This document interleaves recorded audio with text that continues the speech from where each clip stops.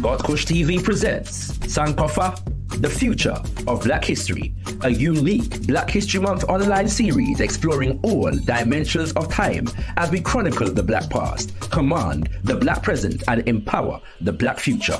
Workshops include The Future is Black. Why is Black history under attack? With Shakara, We Create Value, the ingenuity of enslaved Africans. With Robin Walker, Ancestral Coding, Agriculture, and the Opobo Library Initiative with Aya Eneli. Quantum Field Theory as African Heritage with Asar Imhotep. For full information including dates and registration, visit gotkushtv.com. We have made history. We are making history. There is history still to be made. Sankofa, The Future of Black History. A Black History Month series not to be missed.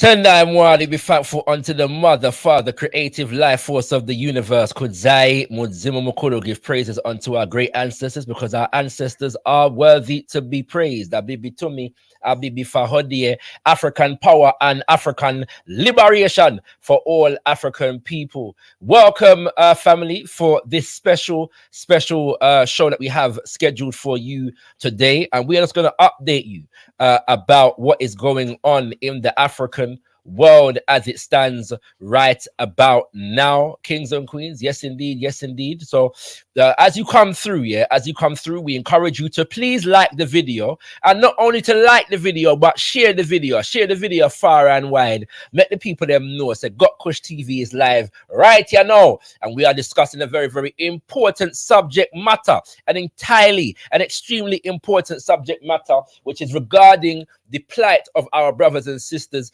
particularly in West Africa at the moment, and the solidarity that Africans, particularly in the United States this evening, although we understand and we know that Africans around the world are standing in solidarity with our brothers and sisters. You know, there have been protests around the world, including in the UK, where I am based, and we'll get into that in future shows, family. But today we're going to go live to New York, where a protest took place last week, Tuesday, outside of the UN building in New York. And so we're discussing now the issues to do with the recent coups in Mali, in Burkina Faso, in Guinea, and in Niger. Yes, and the extent to which our brothers and sisters have been rising up to challenge neocolonialism as imposed by the French in recent years. We will be doing other shows on this topic in the month of October. Stay tuned for more information on that. I will be giving you some more information on that throughout this particular reasoning that I'm going to have with our brother.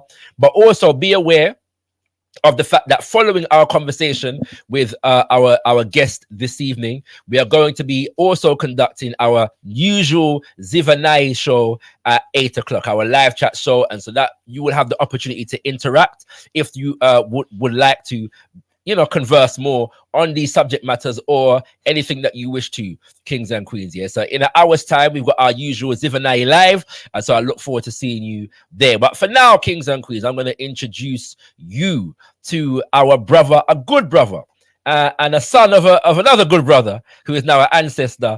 Let me introduce you to brother Nova Felder of the organization Bridging Africa and Black America, who were one of the co-organizers of the protest outside the UN a week ago. Greetings, brother Nova Felder. You're on mute, my brother. It's the most famous line on the internet. Sorry. Right now. Peace, my black family, black power, African power, black love, or Bibi Fahodi. What's going on? Yes, good sir. to see you. Good to be in Good studio. to see you, my brother. Shaka. Yeah. Yes, sir. I believe this is your first time on Got Kush TV, my brother. So this No. You interviewed me back in 2019. Yes, Video yes, is yes, done well in the yes, yes, You yes. You're interviewed right. me You're right. right after I was installed in Ghana when we came to Yes, nominate for I Black History Month. remember. I That was in remember. Leeds, I not in remember. Leeds. That was in Croydon. Yes, yes, sir. Yes, In sir. Yes, Croydon. sir. I Yeah. stand corrected, my brother. Well, we give thanks for your return, Yes, to the King. platform, our good platform, our Pan Yes. African media platform based Yeah. in the UK. But just give our viewers who may not know who you are, just an idea of who you are. Okay. Just simply, as he said, my name is Nova Felder. I'm also known as Nana Asari, Asamani the First, and Koswaheni of the Kingdom of Akwemufie in Ghana. But I'm also, as you see here on the bottom of our screen here, I'm also the educational program officer and vice president of Bridging Africa and Black America. That's a non-for-profit charity, social organization here in New York City where we work to put our people together.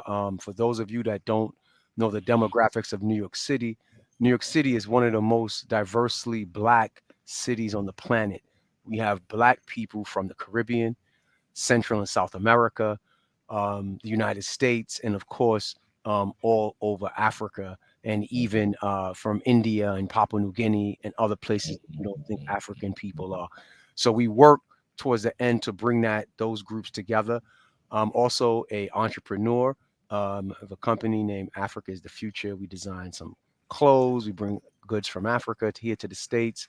We believe in, Pan-Africanism as an action, as a verb, not as a noun. So we want to make sure we put money into the families and our Harambe groups on the continent. So we do that work.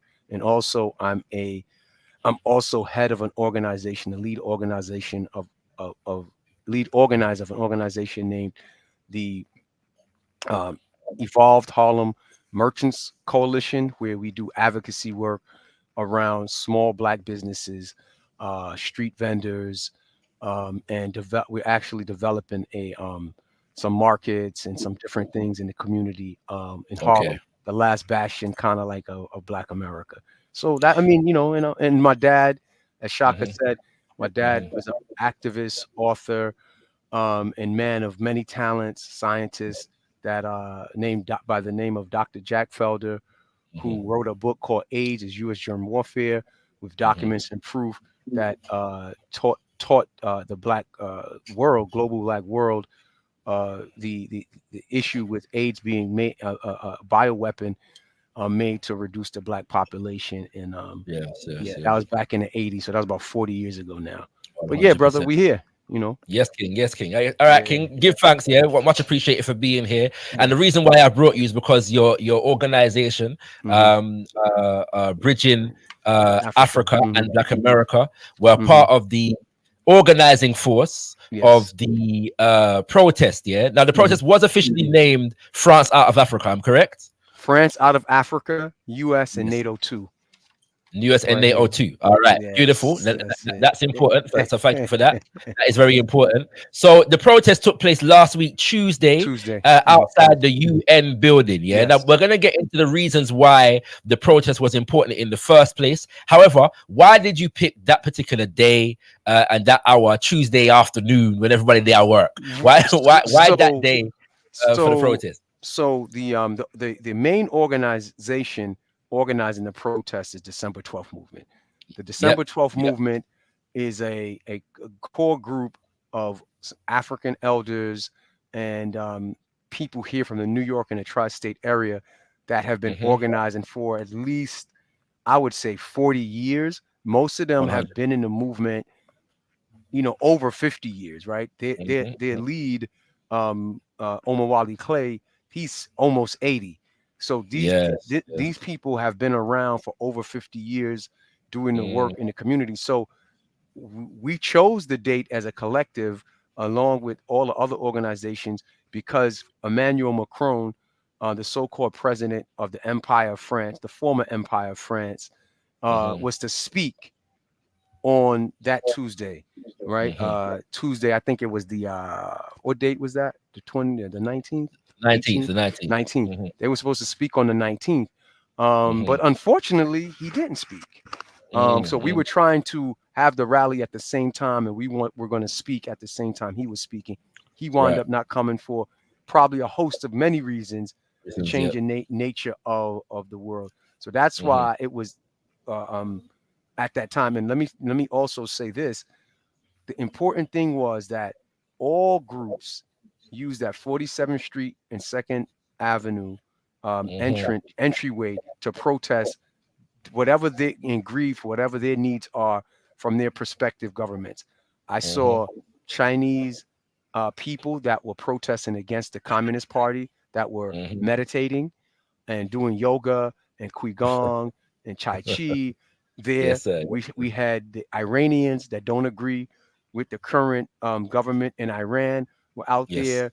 You had Ukrainians out there in support of Zelensky or against Zelensky and what's Ukraine in Russia. So you had various groups on that day and all the days of the UN General Assembly, because this time of year, usually from the middle of September to the end of September, you have the UN General Assembly where the Security Council members and all the 190 something members all come and converse about all types of different issues. And many of the presidents that of the countries that you named even spoke. The president of Guinea, they had a recent coup in the last few years. He spoke, he gave some powerful information and things like that. So that's why we chose that Tuesday.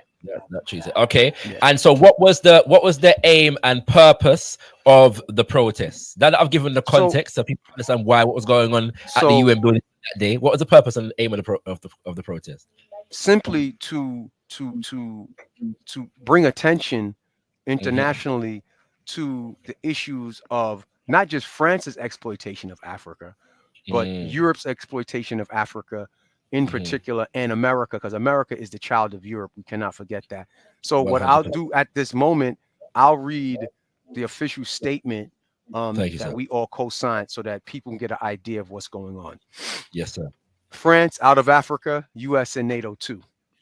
We, the undersigned, express our firm solidarity with the revolt against French neocolonialism sweeping across the African continent. We stand completely opposed to a Western-backed ECOWAS intervention and sanctions in Niger, and further oppose the ongoing sanctions and pressure campaign against Mali, Burkina Faso, and Guinea by the United States, the European Union, and other nations. Across the African continent, particularly in the Sahel and West Africa, millions of exploited and marginalized people are rising up, demanding a future free of abject poverty and neocolonial subordination. In Niger, 43% of the country lives on less than $2 a day.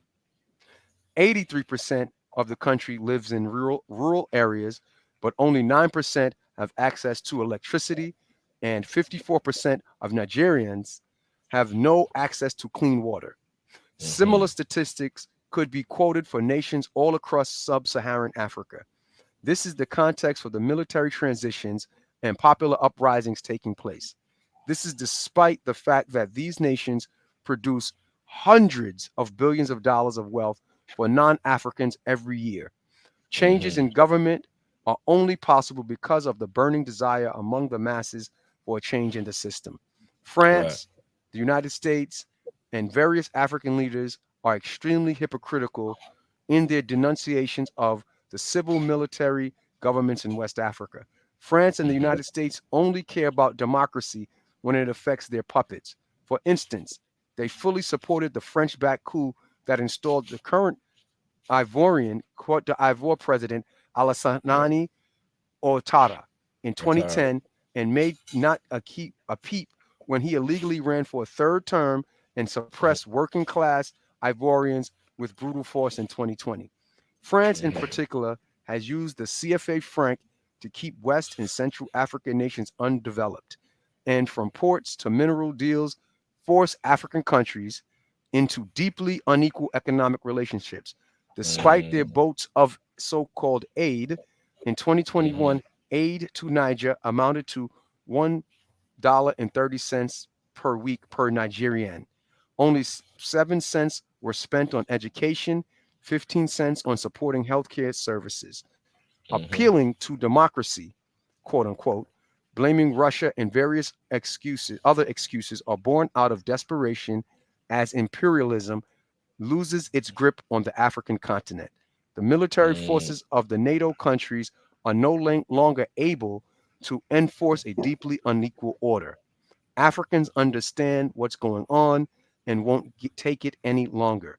French neocolonialism is the most odious manifestation of a broader set of policies backed by G7 nations to keep Africa in virtual chains.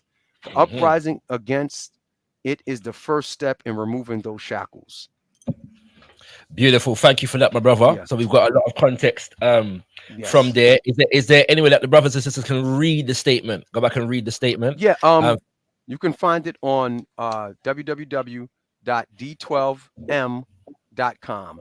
All right. I'll put it out as we go through. I'll put it in the I'll make put it in the private chat, because if you post it, chat.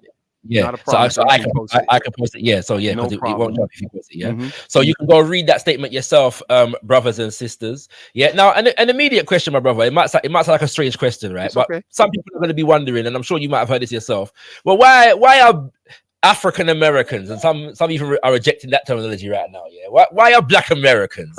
Yeah. So interested and inspired to come out and demonstrate about what's taking place thousands of miles away on the African. What's it got to do with UNO? Don't you have enough issues in Harlem and Bronx, and LA and Atlanta, yeah, and so on? Why you so hip up about Wagwan in a Mali and them things? We do, whether they call themselves Africans in America, African Americans, foundational Black Americans, and all of these other new age terms that people hear. Africans born in this country are calling themselves.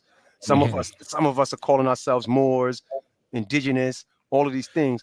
But why it's important to us as a collective, one, we must remember that Pan-Africanism in its modern context is a creation of the Western Hemisphere. But the Africans that went through slavery and colonization on this side of the world, people such as Marcus Garvey, H. Sylvester Williams, W.B. Du Bois, Kwame Nkrumah, came to consciousness here in the Western world, and as a buttress to Pan-Europeanism, right? What they have dubbed, many have dubbed white supremacy. I call it white supremacy and also white dumb-premacy. But so us here in the West, in particular the United States, have always had Africa on our minds, shall we say, have always saw ourselves as part of the larger African family. And in particular, the United States is an important place because it is the seat of the beast. It is the head of the beast. It is, we are literally in the fire. I don't even call it Babylon. I call it beyond Babylon, because I think some of the things that are happening here on these shores today, Babylon would scoff at and think we're crazy. So we're in a beyond Babylon state. So I think we've always had that energy, and we understand that when you strike at things here, in particular, New York City. New York City is the economic capital of the Western world. It is the economic capital of the United States. Washington, D.C. is our federal capital, or the federal capital, excuse me, but it is not the economic capital. And with capitalism, as we know, economics is at the core of what capitalism is about, right? 100. It's politics, and all of its other things support the economics. So going to the UN in New York City, or when we protest and we go to Wall Street and we go to other key financial areas or political areas in New York City, we are literally, just like when, last year I was in UK, we went to City of London.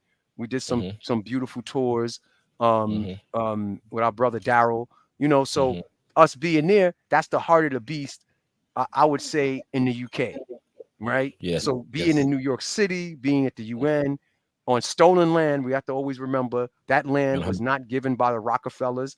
It was stolen by other Europeans, bought from other Europeans by the Rockefellers, and then ceded to the UN for white dumb-premacy and white supremacy to continue its hegemonic rise and domination over not only African nations, but all other nations. And we must remember working class people in the world too.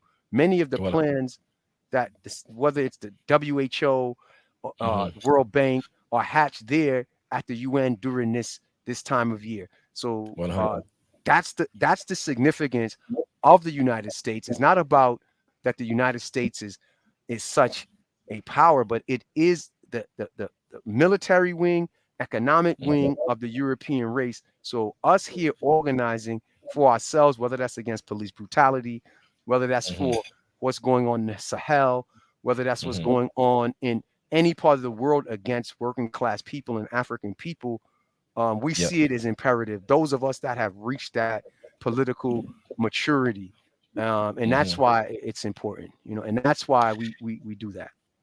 Yeah. My brother, yourselves as the organizers have seen fit not to only highlight France, but specifically highlight America and NATO.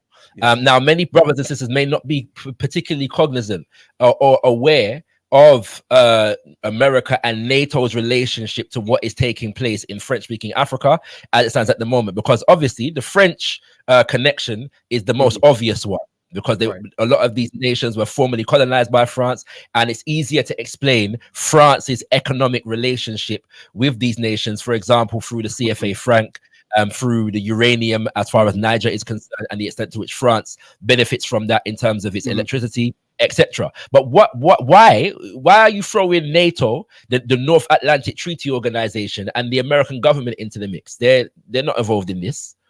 What we must understand, right? So let's talk let's talk like we from the hood, right? We got to understand, yes, right? Sir. We got to understand, right? If I'm on my block and this is my territory doing what I'm doing, you on your block and you on your territory doing what you're doing, but me and you work together, right, for the larger good of whatever activity that we doing in the hood to make our ends meet, right? So, and when an outside force is coming, right, let's just say them from over there is coming onto our territory, right? Me and you gonna sit down, Shaka, and be like, yo, you can't have that, right? We got to make sure that our blocks, these several blocks we control, are right. So we got to put our people, our boys together, right, to make sure that our territory and our business and our whatever we're trying to do stays the same, and we're able to exploit what we're exploiting, because these people want to infringe. So when we look at the relationship of the North Atlantic Treaty Organization, basically it's a nation, it's a pan-European, once again, white supremacist nation sticking together, right? Not banding together for protection, because at the end of the day, collectively, they have the most nuclear weapons and bombs and planes. And so United States has over 3,500 planes in its Air Force. It's by far the largest Air Force in the world, right? By far, right? The only people that can compete at that level, we're talking about Russia and China. Other than that, geopolitically, the United States, along with the other European nations in that treaty organization, they band together for white supremacy. They band together wherever one white country is under attack, all white countries are under attack.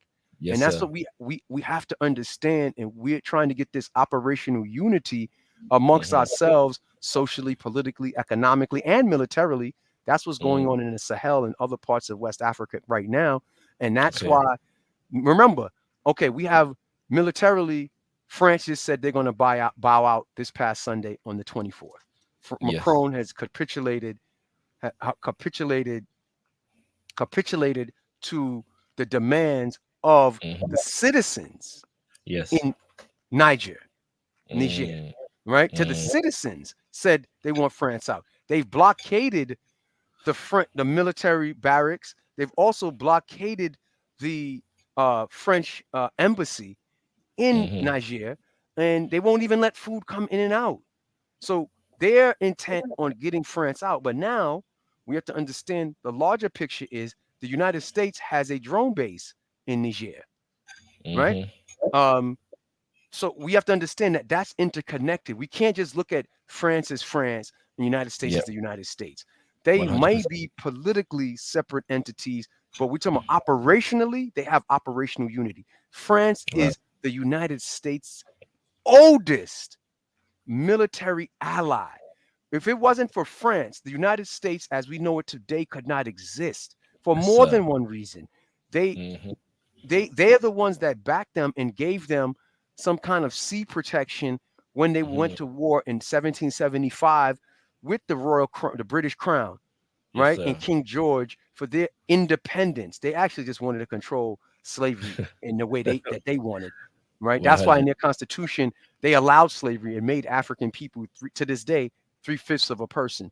So, Yes, sir. and then after the 1803, 1804 a victory of our brothers and sisters in In Haiti. Haiti, Mhm. right? France was in such dire straits economically because Haiti was the jewel of the Caribbean. That was the name of it. It was the Mm. most successful colony in the history of colonization. Yes, sir. To Yes, this to sir. this day, they have Yes, rare sir. earth elements that the United States and the West are fighting for, and, Yes, sir. and all types of things in Haiti, still to this day. So Mhm. we have to understand they sold because they were in economic straits. France literally controlled maybe what now is about the United States. I would say about 1/3. They Of bought the the United United States States. paid X amount of millions of dollars, Mhm. in the 19th century to buy the Mhm. lands west of Mhm. the Mississippi that France Yes, sir. controlled. And that they controlled Sir. that from the North Atlantic all the way down to the Gulf of Mexico. So they Yeah. sold that to the United States. So the United States to this day would not be the United States without their relationship with France. That With cannot be France. forgotten. Yeah. 100%, my brother. Thank you very much for that. And let's get to some of the more current news at the Right. moment. As you just said, yesterday we learned, or was it the day before yesterday? It was Yesterday, I Sunday, believe it was. 24th. Yes, right. Mhm. That we learned that the British, sorry, the French government are withdrawing, yeah, their troops Mhm. from Niger, recalling their ambassadors and so on, yeah, Yes. in response to what has been taking place. And I'm going to come back to this issue of the people on the ground, and the fact that it's a people's demand. Yeah, we're gonna Yes. talk about that in a second. But just give a perspective on how we as African people around the world should view this particular move by the French government. Should we see it as a small victory in the midst of an ongoing battle, or should we be skeptical about this move and what it represents? I mean, I think we can kind of combine both perspectives. I don't think we have Right. to take it either or. I can think we Hmm. can take it as a both and. We have to Hmm. understand that we are at war. We've Yes, been sir. at war for thousands of years. If we don't realize that, that's because we've been ahistorical and apolitical for too long. Hmm. Hmm. So you have to understand when one side, it's just like chess. This is not checkers. This is not Mm. Connect Four, right? And Mhm. any simple card games that we like to play, right? This Yeah. is the geopolitical monster of chess, right? Yes. Yes. Yes. So Yes. France, this is why Macron didn't come to the General Assembly because Right. there was going to be so much heat on him around what's going on, and he had so much business to take care of back home. He had to stay Mm. home. Sometimes like with the wife and kids are going through what they're going through, you got to stay home. So Yes. Yes. the, Yes. the French family, right? The French Hmm. syndicate, right? The French crime family, right? The Hmm. new French crime family, they overthrew the royal crime family and they Hmm. established the political crime family, right? Hmm. But that French crime family had to get their ducks in a row because they're saying, well, okay, we're going to make a move that makes it look like, you know, Yeah. we're backing down. But you best then Hmm. believe the second part of Hmm. this, right? Why the second part is true, which you've Hmm. said, which you've asked, they are what you call it's a retreat. It's a strategic Hmm. retreat, right? Right. We'll pull Right. our troops out, right? Hmm. Yes, but remember, America is still there, right? Right. Remember, other European nations, and you understand because somebody says they'll do it, maybe they'll Mm. leave, the intelligence units. Maybe they'll Mm. leave certain things in place, right? Mm. And of course, now they'll lean more on the Americans that already have a military base there, right? There. They'll Yeah. lean more on, maybe I don't know, I'm not 100% sure if Israel has a military base there, but these are all Hmm. allies. So they're going to work another angle in order to Hmm. come back and Hmm. maybe overthrow this current government, cause Right. some other type of destabilization. Because one thing that we as a people, why I said in particular, we have to become a historical and a political people to understand the reality of what's going on. Everything that you see, right? That's like the tip of the iceberg, right? And that's only about 10%. What's below the 90% is what we have to extrapolate and pay attention to, right? Yes, And we have to start getting our news not just from Western sources. We have to look at all and alternative sources of news, and we have to communicate more like this. That's why I love whenever I'm on anything international. This is how we win, right? We debunk we debunk the lies that we've been told about ourselves historically, what's going on politically, and we also, debunk the misconception that African people are not unified and we don't stick together. So we have to use these platforms and develop our own platforms outside of this to be able to communicate, because how they pigeonhole us and control us is by controlling information. So yes, sir. so we have to remember that this is just, it's both and on this. Yes, we should take it and be not necessarily happy. It's a strategic victory of the people of Niger and the African people globally. But we also have to not get so happy about it. This is not a world championship. This ain't Man U, versus like Liverpool or whatever and whatever. No. That's not what this is, right? This is perpetual war. We have to understand this is a perpetual war for the domination of Africa resources. Dr. John Henry Clark always said Africa has always had. So Africa has always had to deal with people trying to take what we have. And we have to understand that that was true during the time of the Hyksos over 2,500 years ago in ancient Kemet, as it is true today, right? Kemet was the breadbasket of Europe, of the Roman Empire, right? So till this day, Africa is still look at all of these devices we have now. We have all of these devices. What you're talking of, these rare earth elements that are the coltan, the cobalt, the iridium, the gold, and all of these things that are going to SpaceX, that are going to NASA, that are in the cosmonaut program in Russia, in China, right, in India. These things could not exist. This technology could not exist without two things: what's under the feet of the Africans on the continent, and what is in the minds. The real key is what's in our minds is the vibranium, right? We're at key places in all of these developments of the cell phone, right? Of space technology, the Mars rover. We have Black people, African people, all involved in these things. But without us and without our mineral resources, this world could not be what it is. We love our LED TVs, we love our smartphones, we love our laptops, we love our iPads, all of these things. So we have to understand. Remember, France is powered by Niger. They were taking uranium out of the ground and paying 80 cents of a euro per kilo. The spot price on average is 200 euro. 200 euro per kilo. So we have to understand that level of exploitation, right? They do not want it to end, right? It's like when you're getting something free, you never want it to end. And that is what we have to be on the lookout for in the coming weeks, months, and years to keep fighting. My brother, there's a lot of talk here. And by the way, before I ask you this next question, let me just say that in the month of October, we are going to be doing 2 shows dedicated to analysis on this topic. And so I want to encourage brothers and sisters to come through to those 2 shows. Let me just bring up the information for you right about now. Hold tight, family. So first and foremost, on the 31st of the 10th, which is October, we will be engaging part 1 of our show, of our series, France Must Go, Uprisings in West Africa. On the 24th of October, we will be engaged in part 1.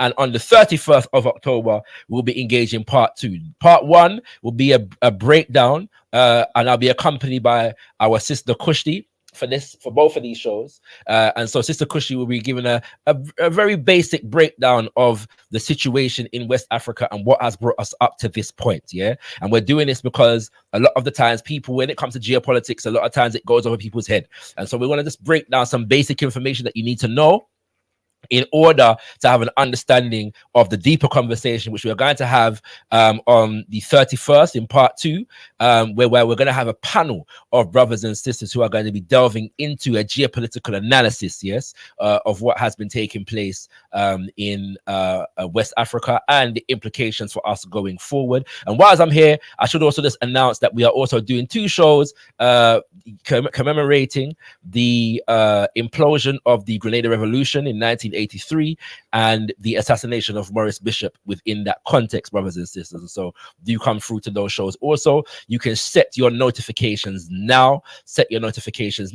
And finally, as far as announcements goes, we will be convening for Zivanai Live, yeah, directly after we conclude with Brother Nova. So do stay tuned and set your reminders for Zivanai Live. You can do so right about now, or just stay locked in and you see us when we go live. If you are not subscribed to Got Kush TV, subscribe to Got Kush TV and like this video if you haven't done so already. We are your #1 Pan-African media platform coming out of the UK, and we are going to do our best to keep on top of this issue within the context of our resources as it currently stands. My brother, you will be aware that there are a number of debates taking place at the moment because African people, well, Pan-Africanists more specifically, are very skeptical of military leadership, yeah, especially on the African continent, because we don't necessarily have a very good history, yes, with this particular phenomena.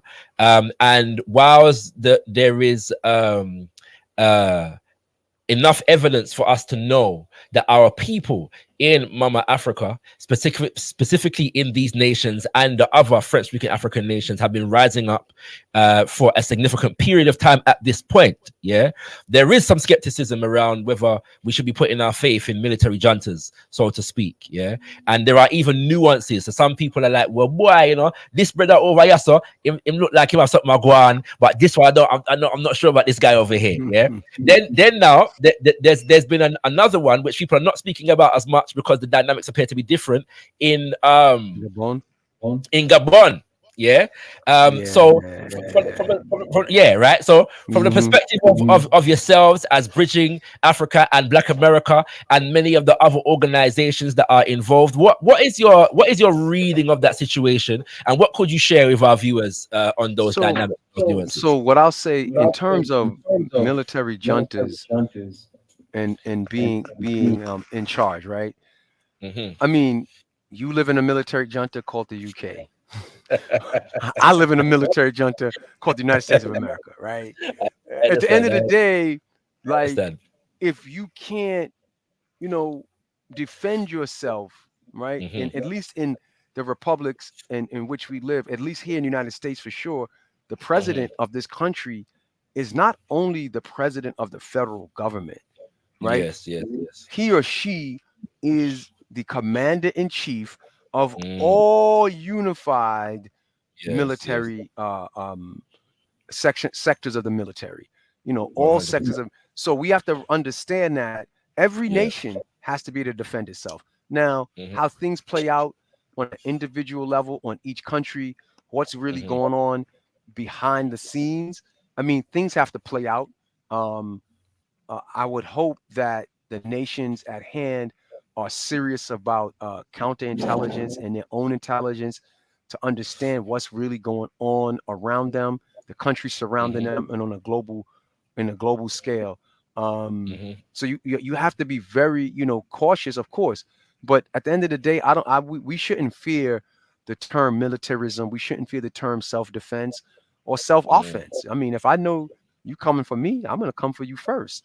And I think, you know, Africa for too long has been, you know, kind of, you know, at least in our time where we've grown up, right, has been very, you know, de-toothed, as we say, right, as some say, like not looked at as a strong military. Now, you know, having a physical military and having a 21st century military are two different things, right? Two different things, yeah. I think having that strong show of force on the ground um, will go a long way to making the people feel safe, making the people feel that, that things can change. I mean, the young brother, commander of President Traore in Burkina Faso, his government has already, the last few, year or two, have already like paved 7,000 kilometers of roads that were not paved or were poorly paved from before. So, there is a benefit to militarism, and we have to understand, these republics, these are not democracies, right? This game of democracy, just like in our statement, our collective statement, it says that, you know, you have these situations where you have countries that are calling themselves democracies, but what, it's a democracy to benefit whom, right? In the United States, we don't elect our president, right? 100%. The electoral college elects the president, right? We back in 2000, we had a president was elected, Al Gore, with the popular vote, but the Supreme Court made George Bush II the president. So what I mean, there's not here in the United States, we don't even have a direct rule democracy. We have a republic, right? You have a royal kind of republic parliamentary system in the UK. Most of Europe has a parliamentary system, where they're elected. So these are quasi democracies, right? Africa, actually, where democracy evolved from, and our cousins over here in the United States, in particular, the Iroquois Nation, which is on the land that I'm living at in New York City. That land was Iroquois, Lenape specifically, but part of the Iroquois Nation. We developed real democracies. We have a council of elders and conscious individuals and experts, and we rule from that perspective. So the idea of having a military rulership for a time where things can be destabilized easily from the outside, I don't think is a bad thing.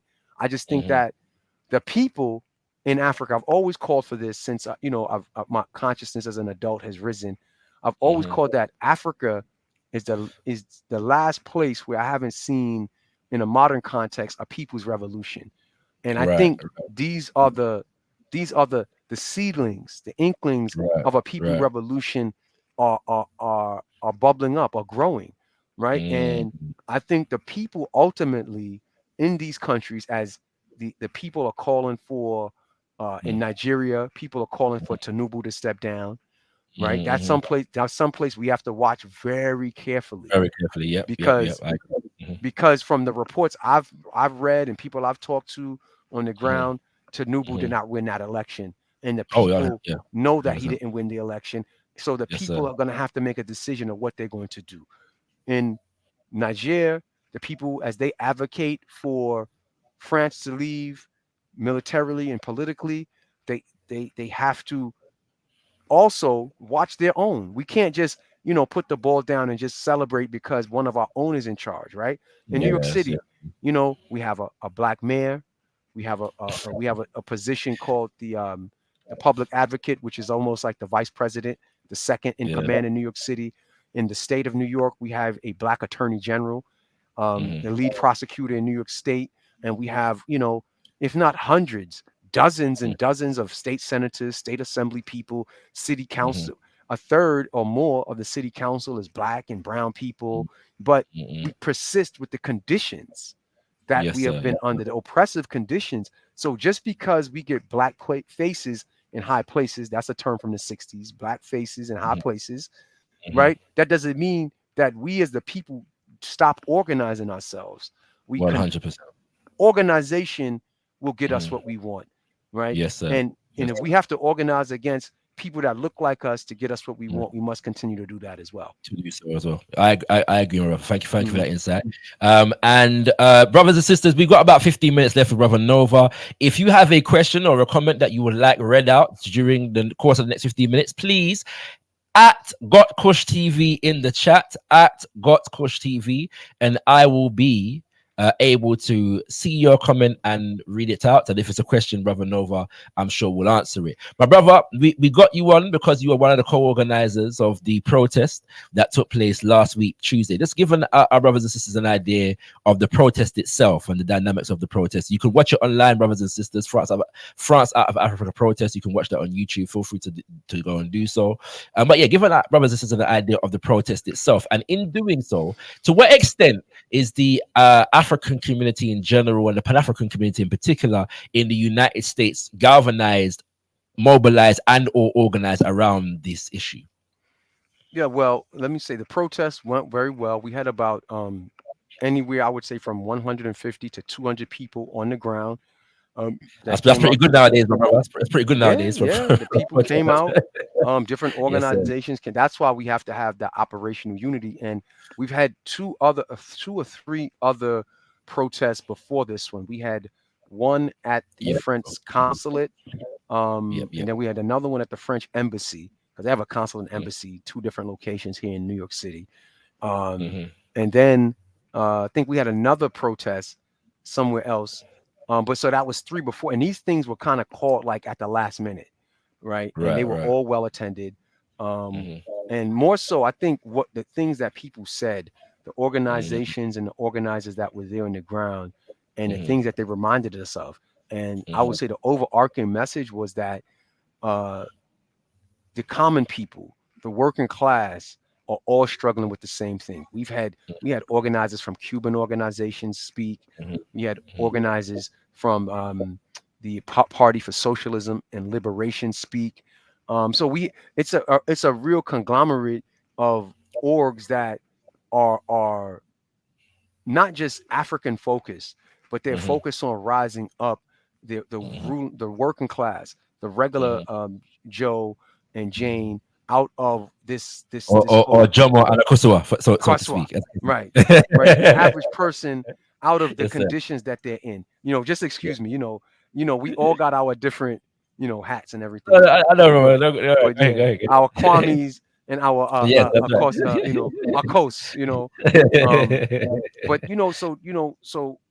so the Pan-Africanists and Africans the like are seeing the forest from the trees nowadays, and we're kind of trying to work together on better terms. One thing I will say that I was disappointed with, right, because we also have to criticize ourselves, right, to get better, right. In a city, like I told you at the beginning of this talk, New York City is one of the most diversely Black cities in the world in terms of different groups of Black people from different places. So, my expectation was that, especially with my organization's reach, we do a lot of work in the African community, specifically in the Bronx. Bronx is like little Ghana, you got little Guinea, you got all of these West African enclaves, and people live together in the Bronx. So we did a lot of outreach in that area to get people to come out. And some people came out that are politically conscious, but not enough people. We have, I don't like the term, but we have hundreds of thousands of Francophone Africans here in New York City. Yes. Hundreds of thousands of people from West Africa here in this city, right? Yes. So, and let me just buttress with this. My organization did a protest last Wednesday on the 20th, right? It was anti-police brutality. On the 9th of September, young brother from Guinea was killed by the police in the Bronx.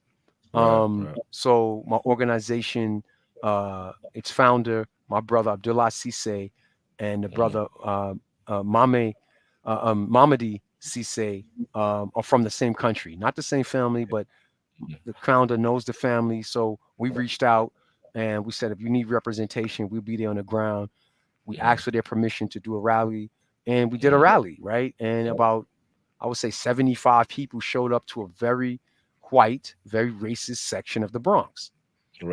Mostly African people from Guinea and from other parts of West Africa. And that was a beautiful show of force, right? And we, not to let the cat out of the bag, but that, I guess the city saw that as negative press because some press agencies came out. News 12, local affiliate in the Bronx, came out. New York, NBC News for New York City came out, and a few other local news stations, and people came out to that, right? And because they see that this young brother's death was unjustified, or we don't even have answers. We never saw the police camera footage. We never saw any of the footage, CCT footage from inside the 7-Eleven store. That's like our little Tesco, right? That's around here in New York City. So we ask for answers, and we have a meeting coming up in the coming days with some city officials that we're supposed to get some answers about what happened and potentially see this tape. So why I'm bringing that up is not to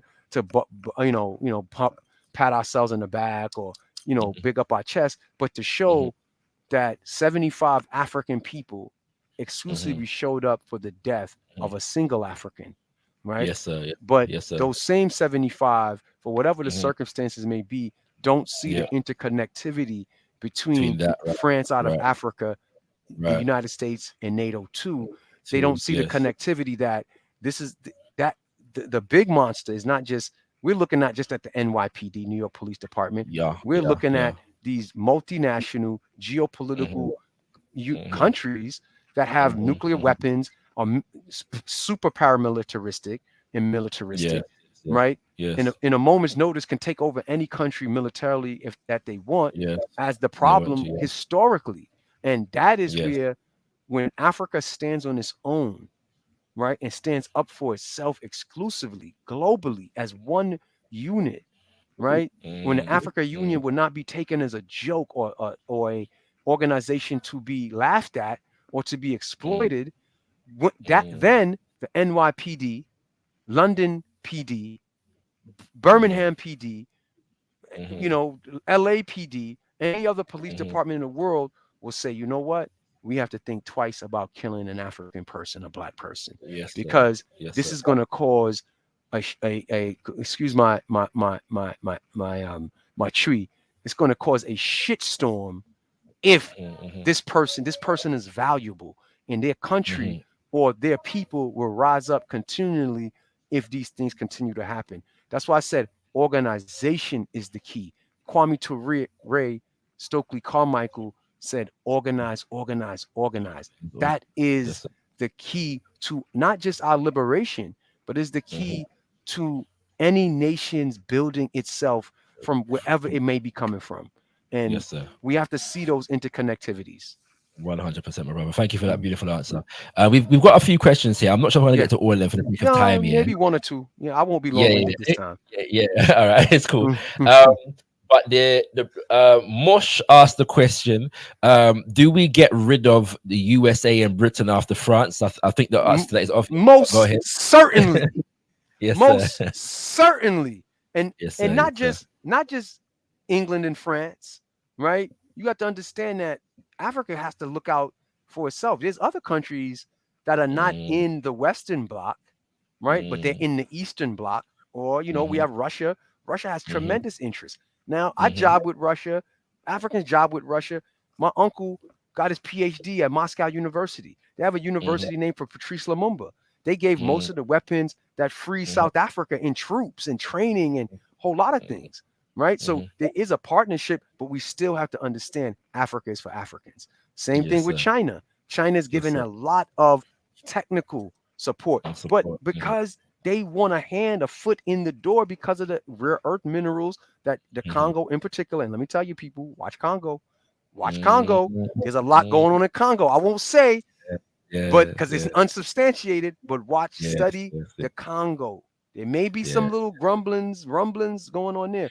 But US, France, out. All of them out. And India too. Watch India too.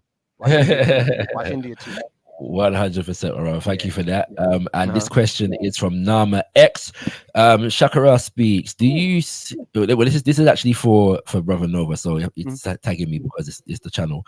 Do you feel the struggle of Black Americans has inspired blacks globally since 2020? Do you link 2020 with George Floyd and the revolution happening in Africa today? That's a great question, Brother Nama. You literally have a Pan-African name. He's probably, people don't connect King Narmer or Beni Nasut. We don't say Pharaoh. That's a European word. Beni Nasut Narma with unifying 42 different nations of people in Kemet nearly 3,000 or more so years ago. So Narma, great question. Do I think, I mean, you know, I don't think I look as old as I really am. And I was raised in a certain way.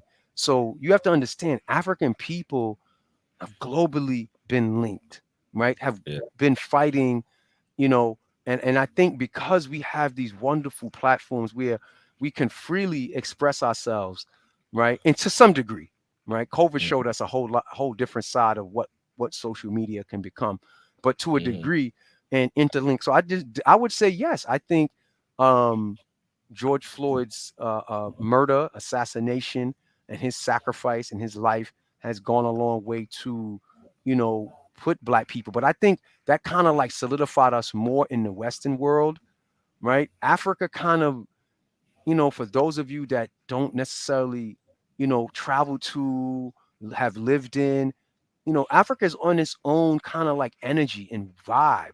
And this is a long time coming because some of the young people, many of the young people are watching the Chakaras of the world, are watching us. So yes, I can say there's definitely a correlation. Specifically, I can't say it caused it directly, but I can say there's definitely an influence coming from the Western world, in seeing Black Americans at the center of the empire standing up against white supremacy, white supremacy collectively. That does inspire. I can't say it doesn't. Just like, I mean, look at, you got, you know, I'm gonna go back and tell my age, but you know, people like Public Enemy, Razzcast, Ice Cube, artists like that. When I was a kid, a young guy, they influenced us because of just their words, right? The echo of Malcolm and Garvey and King and all of the great Africans that come before us are echoing in us, and we're living it out. They inspire us every day because not only we praise the ancestors, we are the ancestors. Yes, sir. Yes, In sir. the Yes, mighty sir. words of Professor James Smalls, we are the ancestors. 100%. Yeah. Thank you for that, my brother. It's necessary to know in relation to this question also that the uprisings against France in Africa have been going on for quite some time. Yes. Yeah.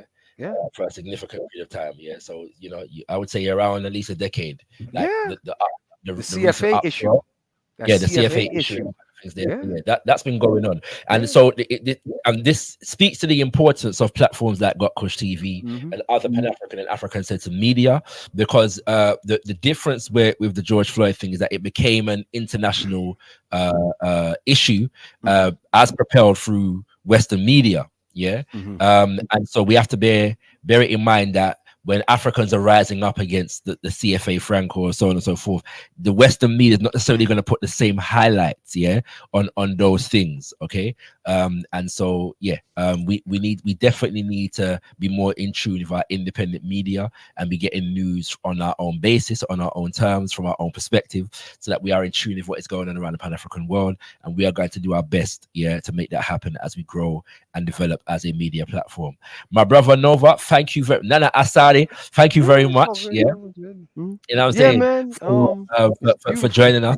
You know, any last words for our viewers? You know what I'll do? I have a statement from our organization that we cobbled together that and I think it's important.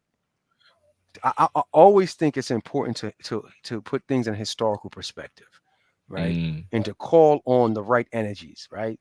I'm Nana Asari as well as Nova Felder. That's why I put both my names. So I have a spiritual duty, right, to protect and educate my people, right? So I just want to read that, and you know, and we can end it on that, because I think what this message that I've written here says speaks to everything, and and kind of distills everything that we spoke about this afternoon, or this evening on your side of the pond, right? Yes, sir. Yes, sir. When we think of France or the French, we think of bread, we think of cheese and fine wine, champagne, liberty, Charlemagne, the Three Musketeers, Paris, the Eiffel Tower, cognac, Cannes, the south of France, the Louvre, fine paintings, and the European Renaissance. The truth is that all of this has been buttressed on the backs of the working, or the peasant class, enslaved Africans, and the many colonies that France has had and and in many ways still has. France must be remembered for its own truth. We must remember its brutality and duplicitous ways during the Haitian Revolution, the Algerian Wars, and the French Indian Wars here in these United States. Mm. The Berlin Conference and the partition of Africa, the CFA Franc, West and North African colonization, the slave trade, North American colonization, as well as its colonies in the Caribbean, and once again, the French Indian Wars. We also must remember the draconian reparations debt that France and its allies imposed on a small yet powerful Haiti. That, in many ways, is still in effect today and has had an effect on Haiti to this day. Today, the Mm-hmm. modern Haitis of the world, Niger, Mali, Burkina Faso, are vying for their liberty. We stand with them. This is the France, the geopolitical monster of an oppressor that we rail against today. We stand against any actions that France and its allies take against Niger, in Africa, and even against its own working class in France. We are against any actions that France takes that advance the cause of oppression and exploitation of our people. We support the working class, the colonial French citizens that are exploited, and the sovereignty of former French colonies that are still trying to shake off the controlling nature of the French ruling class. It is an it is this imbalance that we attack. We don't only Mm-hmm. want France and its allies to pay their fair share for raw materials that countries such as Niger and Mali provide. We want them out of Africa altogether. We also demand that France pays reparations to its former colonies. The French military must immediately leave not only Niger, but all of Africa. We also demand that the French central bank release the billions, if not trillions, of, of euros, dollars, funds that it is stealing from CFA countries. Today, Mm. not only Africa is in a new day, the working class, the downtrodden, and the forgotten are standing for their rights every which way we look around the world. We see your weakness, Petit Macron, and the Macrons of the world. We see your weakness. French ruling class, French allies, we see your weakness too. French, leave Africa before we make you leave. I ask that the world, the people of good conscience, Africans globally, people, the working class, boycott French exports. But I also ask the French people to stand with us. And while protesting, wearing yellow jackets, and rallying in Paris and Marseille because of Petit Macron's regime raising the retirement age and other austerity measures taken against the working class, remember that as they exploit you, they exploit others in France as well, outside of France as well. This foreign Mm-hmm. exploitation empowers the French ruling class to impoverish and suppress the French working class. Up against, stand with us against your oppressors. At this time, I think it's important that we remember the spirit of the irritated genie that freed Haiti, the spirit that helped free our Haitian brothers over 220 years ago from bondage and brought us into this day. In the words of Bookman, Datim Bookman and Cecil Fatiman, the mother and father of the French Revolution was an act of Pan Africanism. In his mighty words on August 14th, 1791, over 232 years ago, he stated and invoked the God who created the earth, who created the sun that gives us light, the God who holds up the ocean, who makes the thunder roar, our God who has ears to hear, you who are hidden in the clouds, who watch us from where you are. You see all that the white has made us to suffer. The white man's God asked him to commit crimes, but the God within us wants to do good.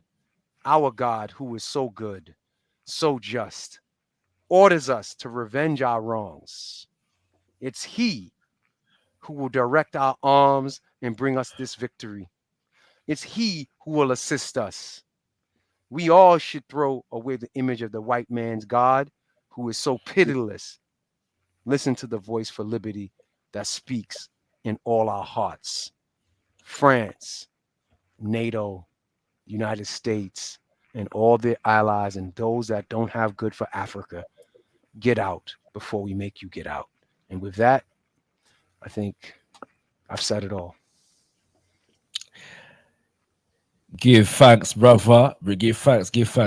Much appreciated. And know that we're going to have you on again soon, brother, to deal with this and other topics. Matter of fact, yes, I'll be in UK the end of October. 100%. So yeah, we're going to be linking up. So, yeah, I'll send you the details. You know, our brother Andrew and brother Jason, they're putting some things together, and we're coming out to do some tours and build with you guys. Thank you so much, Shakara. Thank you so much, Mr. Honest, family. Much appreciated. Black power and black love. Black love, my brother. Black power. Thank you very much, my brother. Yes, family, that was brother Nova Felder, and we are going to be interacting with him again soon, so do stay tuned for more of that. Right now, as I conclude this particular session, we are going to go live for Zivanai Live Kings of Weeds is going to start right now on Got Kush TV. So the link for that is in the chat. Feel free to transition over and migrate as the case may be, and we will see you over there. 10-9 Mwali, be thankful unto the Mother, Father, Creative Life Force of the universe. Kudzai Muzimu Mukulu, give praises unto our great ancestors. Abibi Tumi, Abibi Fahodi, African power and African liberation for all African people. Share.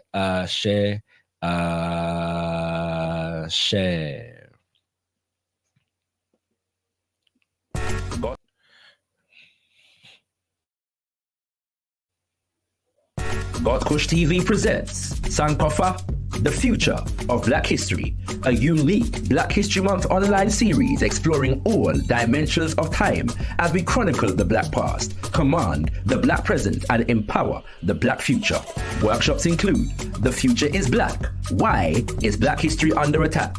With Shakara, We Create Value, the ingenuity of enslaved Africans. With Robin Walker, Ancestral Coding, Agriculture, and the Opobo Library Initiative with Aya Eleni. Quantum Field Theory as African Heritage with Asar Imhotep. For full information including dates and registration, visit gotkushtv.com. We have made history. We are making history. There is history still to be made. Sankofa, the future of Black history. A Black History Month series not to be missed.